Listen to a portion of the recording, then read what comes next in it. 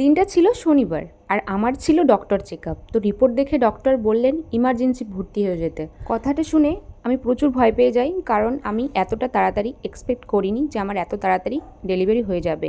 কারণ আমার ডেট ছিল মার্চের 18 তারিখ। তো যাই হোক, ভয় কাটাতে এই জন্য আমাকে একটা ক্যাফে নিয়ে গিয়ে জুস খাওয়ালো বর।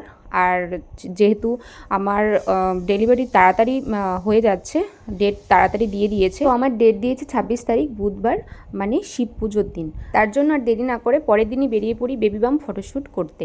তো আমরা চলে এসেছিলাম রাজারহাট বৈদিক ভিলেজে বেবি বাম্পের ফটোশ্যুট করতে। তো জায়গাটা প্রচণ্ড সুন্দর ছিল, মানে খুবই সুন্দর, কি বলবো। আর সুইমিং পুলের জল দেখে আমার তো স্নান করতে ইচ্ছে করছিল, মানে প্রচণ্ড গরম ছিল সেই দিন। আর তার জন্য বরকে বলছিলাম যে আমি একটু স্নান করতে পারলে মানে খুব ভালো লাগতো। তো বর বলেছে যে চলো অন্য একদিন আসবো, আগে আমাদের বেবিটা হয়ে যাক, তারপর বেবি একটু বড় হলে আমরা সবাই মিলে এখানে ঘুরতে আসবো। এই দিনটা প্রচুর চাপের হয়ে গেছিলো, কারণ আমরা 2টোর সময় পৌঁছেছি, 4টে অবধি ফটোশ্যুট হয়েছে। আর 4টে থেকে বরের আবার ছিল খেলার ডিউটি। তাড়াহুড়ো করে ফটোশ্যুট কমপ্লিট করে তারপর ইউনিফর্ম এখানেই পরে নিয়েছিল। তো তোমাদেরকে আমি কিছু ছবি শেয়ার করব এখানে ইউনিফর্ম পরা।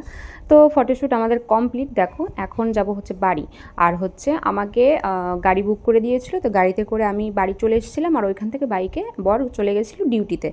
তো এই যে এখন মানে বাজে 11টা, তো এখন বাড়ি ফিরলো।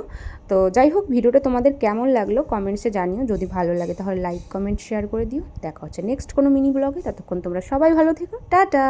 জানে কাহা মেরা জিগার গয়া জি, अभी अभी यही था किधर गया जी।